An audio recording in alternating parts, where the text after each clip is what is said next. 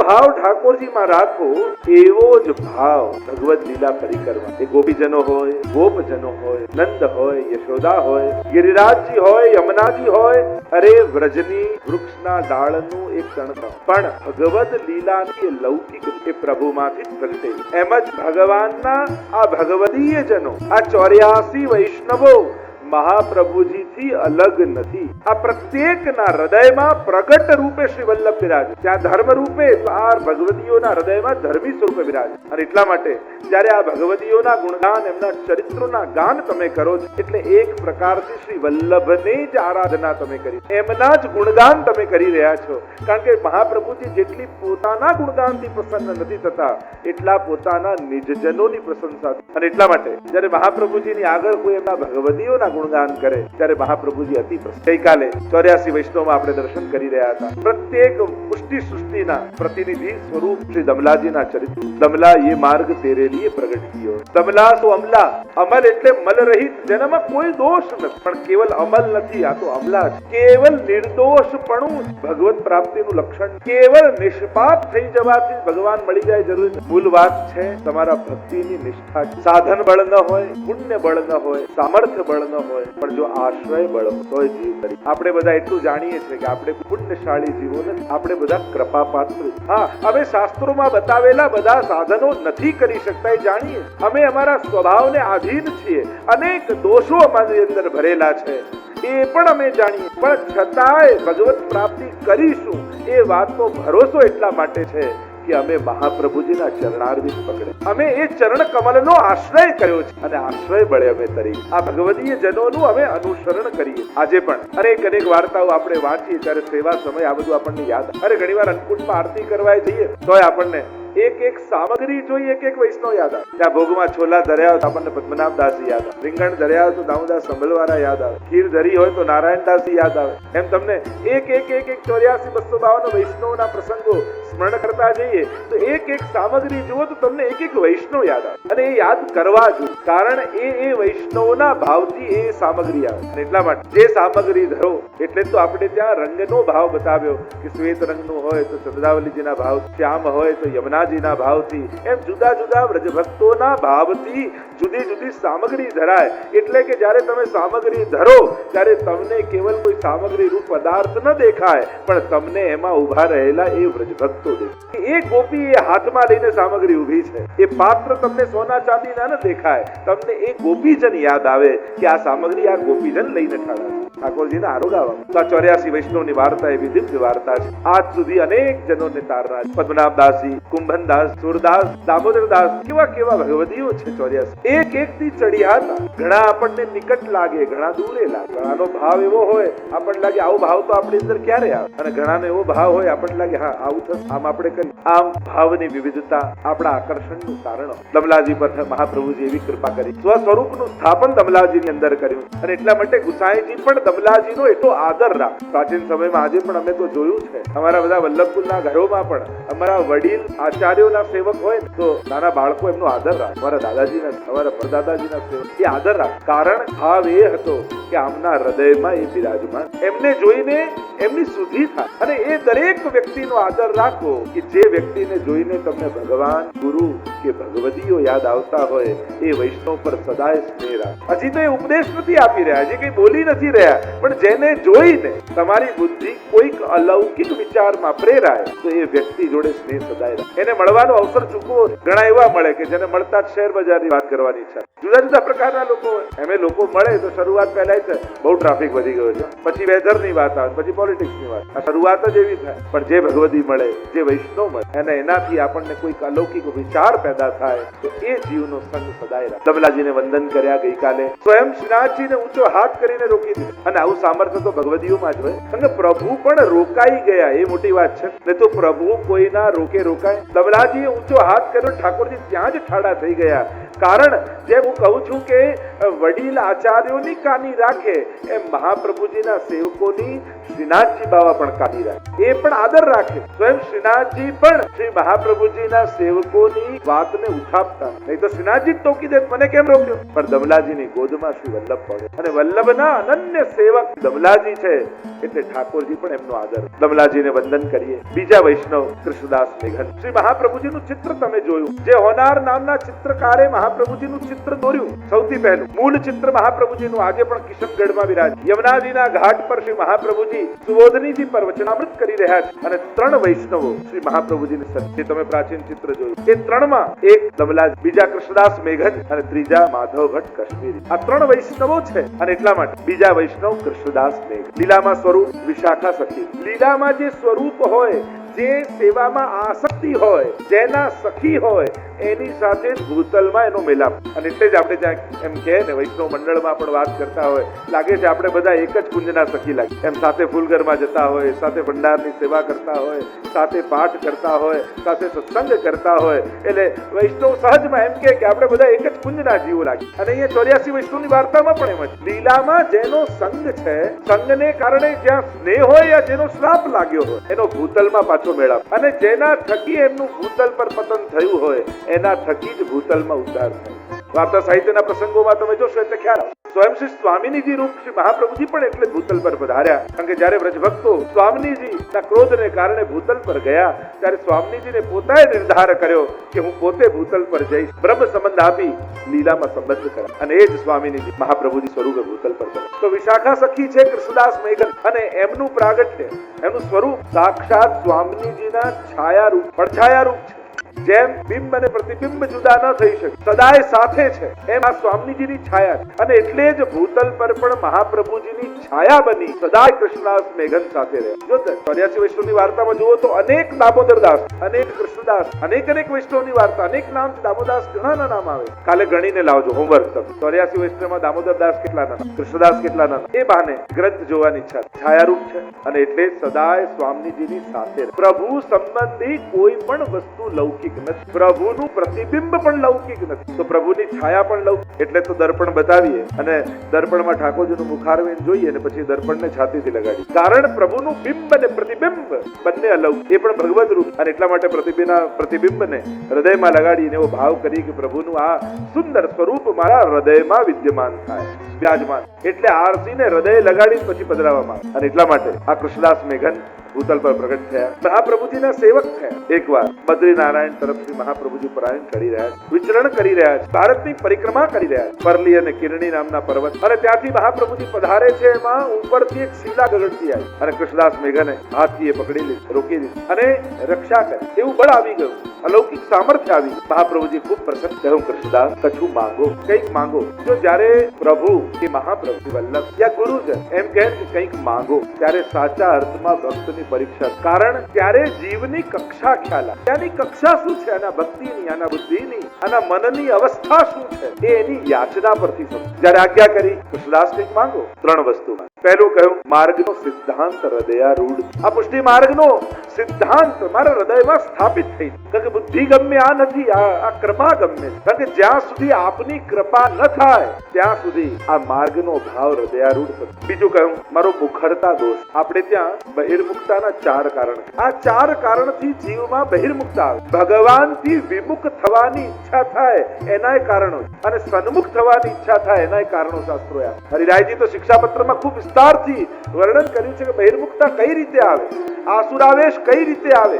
મન અને બુદ્ધિનું રક્ષણ કઈ રીતે કરવું જોઈએ, એના ઉપાયો આપ્યા છે. મને તો શિક્ષાપત્ર વાંચજો, બહુ સુંદર ઉપદેશો છે હરિરાયજી આપે. તો બીજો વરદાન માંગ્યું મારી મુખરતા દોષ. આ વાણીનો ઘણી વાર એવું થાય ને કે ભલે શરીરથી કોઈ કર્મના દોષ કરીએ, ના મનથી કરીએ, પણ ઘણી વાર વાણીથી. લમ્હોને કી ખતા ઓર સદીઓને સજા. મહાભારતનું આખે તમે યુદ્ધ જુઓ તો મુખરતા દોષ બંને પ્રકારે દેખાય. બોલવાથી ને ન બોલવાથી થયું કહેવાય. દ્રૌપદી બોલી એ પણ દોષ, અને ભીષ્મજી, ધૃતરાષ્ટ્ર, દ્રોણાચાર્ય આ બધા ખરા સમયે ન બોલ્યા એ પણ એક કારણ. ચૂપ રહેવું સહેલું છે, મૌન રહેવું સહેલું છે, બોલી દેવું સહેલું છે, પણ ક્યારે બોલવું ને ક્યારે ચૂપ રહેવું એ સમજ આવી. વિવેક દુર્લભ. સામર્થ્ય અને સાધન મળ્યા પછી પણ જો વિવેક ન મળ્યો તો એ જ સાધનો ને એ જ સામર્થ્ય પતનના કારણ થઈ જતા. આપણને એમ લાગે કે બધું જ મળી ગયું, બધી જ અનુકૂળતા થઈ ગઈ, બધી જ સુગમતા થઈ ગઈ, પણ વિવેક ગુમાવી દઈએ એ જ સામર્થ્ય પતનનું કારણ. 4 કારણ બહિર્મુક્તાના બતાવ્યા. પહેલું કયું? અસમર્પિત. પ્રભુને સન્મુખ કર્યા, પ્રભુને ધર્યા વગરનું ગ્રહણ કરવું, એને કારણે પણ બહિર્મુક્તા પ્રગટ. ચલો બધું ભોગ ધરીને ન લઈ શકો તો વાંધો નહીં, પણ એટલો તો સંકલ્પ કરો કે આ મુખમાં પહેલું જે કાંઈ પધરાવીશ એ ઠાકોરજીને ધરેલું હશે. એનાથી તો શરૂઆત કરી. બધું ધરીને લેવું એવું મહાપ્રભુજીની આજ્ઞા છે, અને આપણે ઘણા બધા કારણો આપીએ કે અત્યારના સમયમાં એ સંભવ નથી અમારા જીવનમાં, તો ચલો એક શરૂઆત કરો. આખો દિવસ ન કરી શકો તો એટલો સંકલ્પ અહીંયા બેસેલા દરેક વૈષ્ણવ કરે કે આ મુખમાં પહેલું જે પધરાવ્યું એ ઠાકોરજીને ધરેલું. ભલે કણિકા વિસરી હોય, પણ પ્રભુની પ્રસાદી વસ્તુ પહેલા મુખમાં. જો બધી વસ્તુ તમે પ્રસાદી ન કરી શકો, પણ આ જીભને જ પ્રસાદી કરી લો, તો પછી જે અડીને જાય બધું પ્રસાદી છે. શરૂઆત તો કર. અહર્નિશ ભગવત નામ લેવું, સાચી વાત છે. નથી થતું તો શું કરવું? તો નક્કી કરો કે આ મુક્તિ પહેલા જે બોલીશ એ ઠાકોરજીનું નામ. ઉઠીને સૌથી પહેલા કોઈને જય શ્રી કૃષ્ણ કરીને દિવસમાં બોલવાની શરૂઆત. અને હું તો હંમેશા કહું, શર્ટનું પહેલું બટન બરાબર લાગે ને તો બાકી બધા આપમેળે બરાબર લાગે. દિવસની શરૂઆત જેની સારી થાય ને એનો આખો દિવસ સારો જાય. એટલે કમથી કમ આખો દિવસ સારો ન કરી શકો, શરૂઆત તો સારી કરી શકો. એ તો આપણા હાથમાં છે. આખો દિવસને સર્વત્ર ભગવત દર્શન કરવા આપણા માટે સંભવ ન હોય તેમ નક્કી કરો. આંખ ખુલે તો પહેલા શ્રીનાથજી બાવાનું ચિત્ર, એનાથી શરૂઆત. લોકોને ખુશ કરવા માટે. પણ એક ભગવતીનો સંગ થયો, લઈ ગયા શ્રીનાથજીને સન્મુખ. પોતે કીર્તન ગાન કરતા કરતા મેરો મન ગિરધર છબી પર અટક્યો. કૃષ્ણદાસ અધિકારીએ બનાવીને શીખવાડ્યું અને નાચતા નાચતા શ્રીનાથજી બાવાને પ્રાપ્ત થયું. શરૂઆત તો બહિર્મુક્તાના 4 કારણોમાં પહેલું અસમર્પિત. પ્રભુને ધર્યા વગરનું લેવું. ઘણી વાર બધું જ પ્રસાદી અજરામત ન કરી શકો ઠાકોરજીને, તો પ્રસાદી વસ્તુ બધામાં પધરાવી લેવી. પ્રસાદી હાથ લગાવવાથી પણ પ્રસાદી થાય. કંઈક ઉપાય કરીને પણ ભગવત સંબંધ થાય એનો આગ્રહ રાખે. અમુક વસ્તુનો આગ્રહ નથી રાખતા ને પછી છૂટતું જ જાય. થોડું ચલાવી લેવાની ભાવના ઘણી વાર હાથમાંથી બધું જ છોડાવી દે. વૈષ્ણવે ટેકીલા હોવું. આગળ વાર્તા આવશે. કેવા ટેકીલા વૈષ્ણવ આપણા છે, અને એ જ વૈષ્ણવતાનું ગૌરવ. અસમર્પિત. બીજું કયું? અન્યાશ્રય. એનાથી પણ બહિર્મુક્તા. પ્રભુ સિવાય કોઈ મારું કામ કરી દેશે એ લાલસાથી પ્રભુને છોડી અત્ર તત્ર સર્વત્ર ભટકવું એ જ અન્યાશ્રય. કોઈને આદર આપવો અન્યાશ્રય નથી હોતો.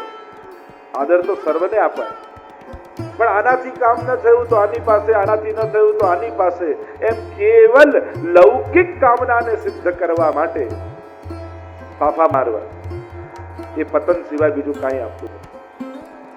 ઘણી વાર લોકો એમ માને ઘણું બધું કરી લેવાથી ઘણું સારું થઈ જાય. અરે ના, બધું જતું.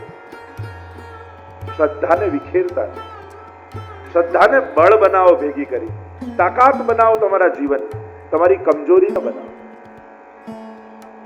ઘણી વાર શ્રદ્ધા આપણી કમજોરી બની જાય પછી ભય જ લાગ્યા કરે મનમાં. ઘણી વાર ગામમાં જે આવે આપતા જાય, મંદિર એવા લોકો ભરી લે, પછી એમ થાય સોમવારે આનું ન કર્યું તો ગયા, બુધવારે આનું ન કર્યું તો કંઈક શ્રાપ આપી દેશે, બુધવારે મંગળવારે આનું ન થયું તો આ બગાડ નાખશે, પછી વિકટ લાગ્યા કરે. વારે વારે ભગવાનને બદલવાની જરૂર નથી. અહીંયા તો યહ નિત નેમ યશોદાજુ મેરે તિહારે હી લાલ લડાવે. આગળ વાર્તા આવશે શેઠ પુરુષોત્તમ દાસ આદિની. સ્વયં વૈષ્ણવનો દેવતાઓ પણ કેટલો આદર રાખે. સ્વયં મહાદેવજી પોતાના ભૈરવને મોકલે છે કે આ શેઠ પુરુષોત્તમ દાસના ઘરની તું પ્રદક્ષિણા કરજે, રક્ષા કરજે, ધ્યાન રાખજે. વૈષ્ણવને શ્રમ ન પડે એનું ધ્યાન તો દેવતાઓએ રાખે. આવો ભાવ આપણે તો અસમર્પિત, અન્યાશ્રય,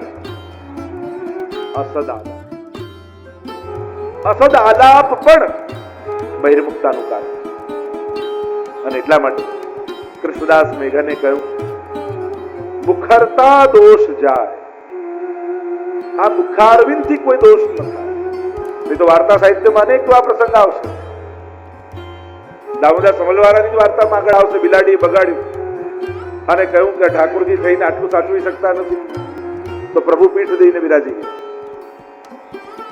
પેલી માજીનો પ્રસંગ આવે છે. બે બિલાડીઓ લડતી હતી અને ઠાકોરજી ડરી ગયા, માજી પાસે આવી ગયા, મને બીક લાગે છે.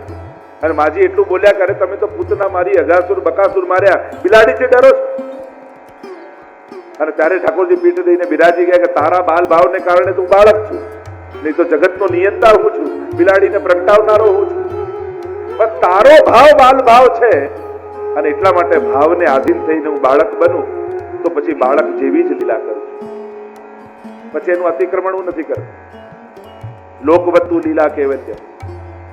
પ્રભુ જે લીલા કરે, બાળક બને તો સંપૂર્ણ બાળક બને. તો આમ મુખરતા દોષ જાય. ત્રીજું કહ્યું, મારા ગુરુના ઘરે પધારી એનો સ્વીકાર કરો, એમને શરણે લો. બે વરદાન મહાપ્રભુજી આશીર્વાદ રૂપે આપ્યા કે પુષ્ટિ માર્ગનો સિદ્ધાંત હૃદયારૂઢ થાય, મુખરતા દોષ જાય. પણ ત્રીજું વરદાન ના, ગુરુના ઘરે પધારી એનો સ્વીકાર કરો એમ જ્યારે કહ્યું, ત્યારે મહાપ્રભુજી મૌન રહી ગયા. કારણ બતાવ્યું કે દૈવી જીવ નથી, અને જો આ જશે ત્યાં તો એને ક્લેશ સિવાય બીજું કઈ નહીં મળે. કારણ કે જે જીવ દૈવી નથી, એની અંદર ભક્તિ નથી, એને પાસે તમે ગમે તેટલા મોટા સત્કર્મો પણ પરાણે કરાવી લો ને, તે તમને ઉદ્વેગ સિવાય બીજું કઈ નહીં કરાવે. કારણ કે એના પર ઠાકોરજીની કૃપા જ નથી. કેવલ હાથમાં માળા હોવું પૂરતી નથી, પણ માથે મહાપ્રભુજીનો હાથ હોવો પણ જરૂરી છે. અને જ્યાં સુધી એ કૃપા ન હોય ને, ત્યાં સુધી ઉત્તમ સત્કર્મો પણ આનંદ આપતા નથી. અને એટલા માટે દૈવી નથી એટલે મહાપ્રભુજી ત્રીજું વરદાન આપ્યું. વ્યાસ ગુફા તરફ મહાપ્રભુજી પધારી રહ્યા છે. કોઈ ઉત્તરાખંડની બેઠકજી કરવા ગયું હોય તો આ ચાર ઉત્તરના જે ધામો છે, વ્યાસ ગુફા છે, અને ત્યાં મહાપ્રભુજી પધારે છે. વ્યાસજી બહાર સુધી પધાર્યા મહાપ્રભુજીને પધરાવવા માટે. અને મહાપ્રભુજી કૃષ્ણદાસ મેઘનને કહ્યું કે તું અહીંયા બહાર ઉભો રહે, અમે આવીએ. પધાર્યા અંદર.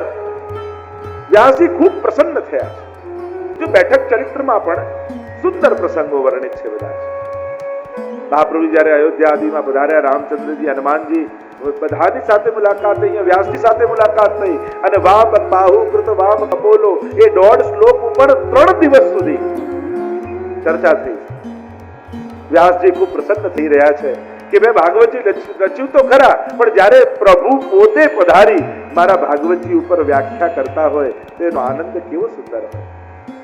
વલ્લભાખ્યાનમાં એટલે ગોપાલદાસજીએ પણ કહ્યું ને કે વ્યાસ નંદન મુખ ભાગ, કે ત્યાં દિવસ એકાર્ધની ઉત્તરા કુંવર પ્રતિ, એકાદ દિવસની લીલા. ઉત્તરા કુંવર એટલે પરીક્ષિત મહારાજ, અને જે વર્ણન કર્યું વ્યાસ નંદન ભાગી એટલે કે સુખદેવજીએ જે ગાય એ સ્વયં ગુસાઈજી પધાર્યા અને એમણે પ્રગટ કરી છે બધી લીલાઓ. વ્યાસજી સાથે ચર્ચા થઈ છે. કૃષ્ણદાસ મેઘનને ભીતર મહાપ્રભુજી ન લઈ બહાર ઉભા રહ્યા.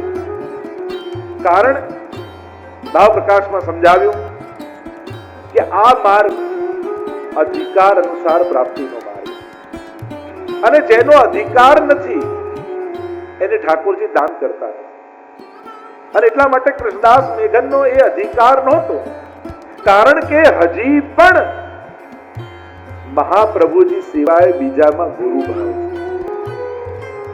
અને જ્યાં સુધી શ્રી મહાપ્રભુજીને ગુરુ અને પ્રભુ રૂપે અનન્ય ભાવે ન માને, ત્યાં સુધી ગમે તેટલા ગ્રંથો વાંચી લે પણ એને પુષ્ટિ ભક્તિ ફલિત થવા દે.